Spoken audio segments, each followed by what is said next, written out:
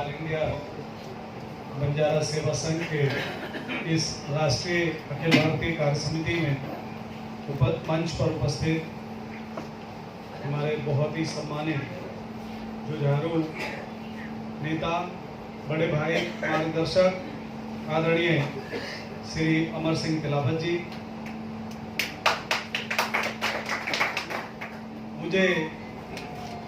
मैं प्रोफेसर हूँ by profession, मैं टीचर हूँ विश्वविद्यालय में और वर्तमान में भी पढ़ाता हूँ। मुझे आदरणीय डी रामानायक मेरे बड़े भाई हैं, उन्होंने अंतर्राष्ट्रीय प्रवासी परिषद से मुझे जोड़ा और मैं कहता हूँ कि लगातार मुझे अंतर्राष्ट्रीय मंच पर अपनी बात रखने का मौका मिलता है। ऐसे आदरणीय रामानायक जी, डॉक्टर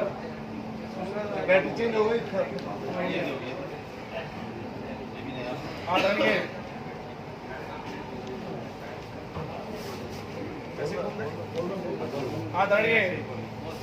टीसी राठौर साहब, आदरणीय बल्ले नाइक साहब, तेलंगाना से आए हुए हमारे एमएलए साथी श्री बापूराव राठौर साहब,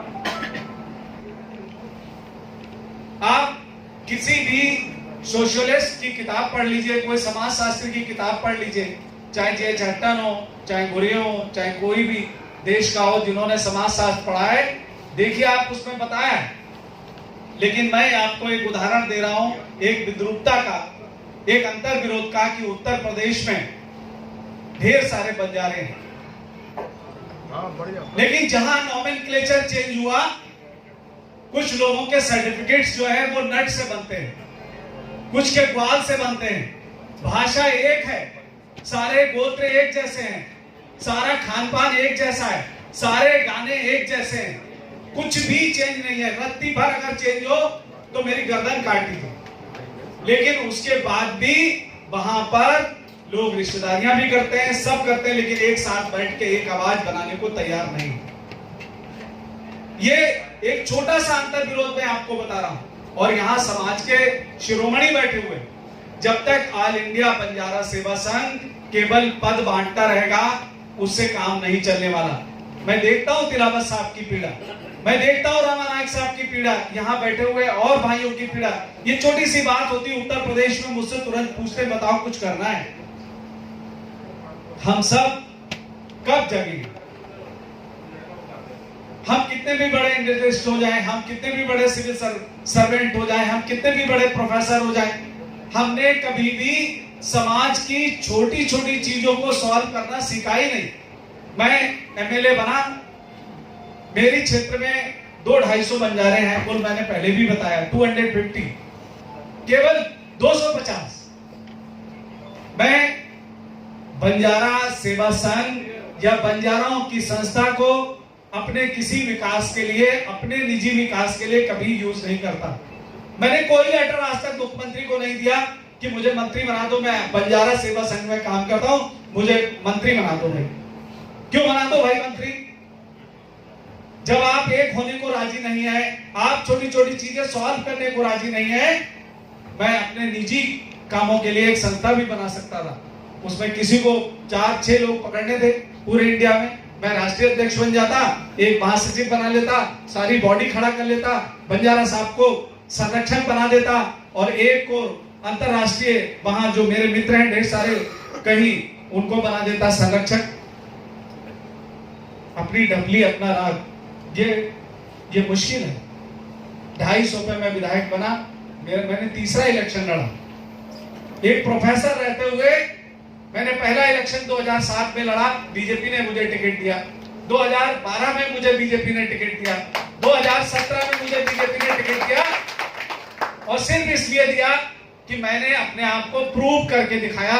उस क्षेत्र में बीजेपी को मैंने खड़ा करके दिखाया।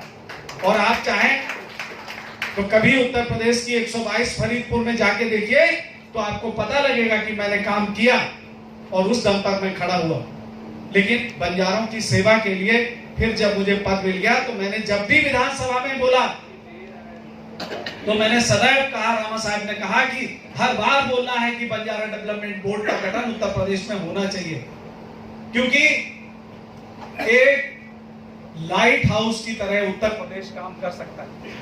एक लाइट हाउस की तरह उत्तर प्रदेश काम कर सकता है, क्योंकि वहां पर जनसंख्या का बड़ा दबाव है, एक बड़ी विधानसभा है और लाइट हाउस से रोशनी मिल सकती है। मैंने हर बार उस दिन के बाद जब मेरी कर्नाटक में बात उनसे हुई, उसके बाद मैंने हर अपने भाषण में विधानसभा में जब भी मुझे बोलने का मौका मिला, मैंने उसमें कहा कि उत्तर प्रदेश बंजारा विकास परिषद का गठन करिए। एक बार बोला, 2 बार बोला, 3 बार बोला और बोलूंगा, और जब तक सदन में रहूंगा बोलता रहूंगा। एक बात और बताना चाहता हूं कि उत्तर प्रदेश में गंगा जो निकलती है, अगर गढ़ देखा है लोगों ने, यहां से गढ़ मुक्तेश्वर, वहां से लेकर और फिर कानपुर और फिर चली जाती। उसके दक्षिण में, साउथ में जो बंजारे हैं, जो मेरे रिश्तेदार भी हैं, उनको ओबीसी का रिजर्वेशन मिलता है।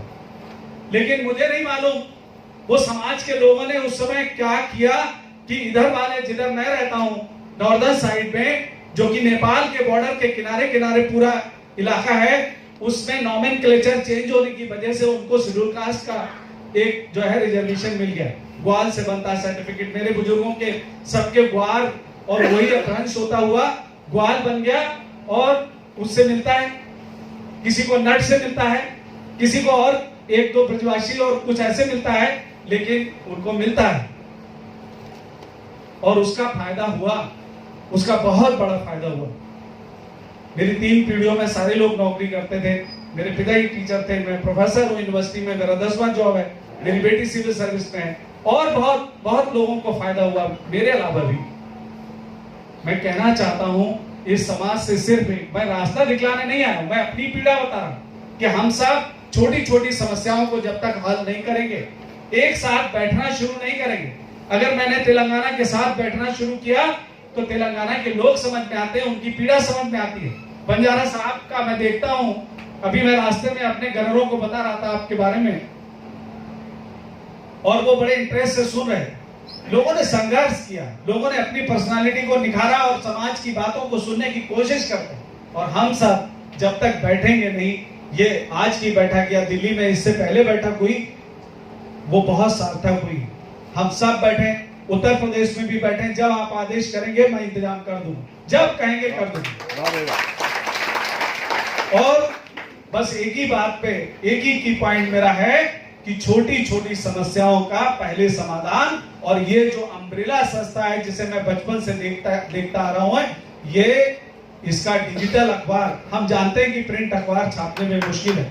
मैं भी एक अखबार निकालना चाहता था कि जब तक हम सब अपना, अगर कुछ भी है, अपना अखबार निकालना शुरू करेंगे। ये बिजनेस अखबार और चैनल, ये कुछ लोगों के हाथ में सिमट के रह गया, इंडिया में है, उन्हीं के पत्रकार, उन्हीं की बात, उन्हीं की पावर, सब उनके पास है। मैं भी चाहता था कि मैं एक अखबार निकालूं, लेकिन कम से कम ऑल इंडिया बंजारा सेवा संघ को एक डिजिटल अखबार जो है वो निकालना चाहिए, न्यूज़पेपर, और उसमें पूरे इंडिया को जगाने का काम होना चाहिए।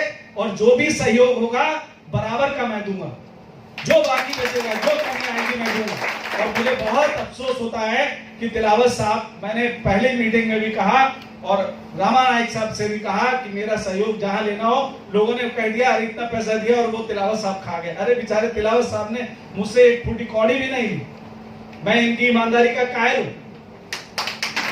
मैंने बहुत कोशिश की, उन्होंने कहा नहीं, जब जरूरत होगी तब बताएंगे।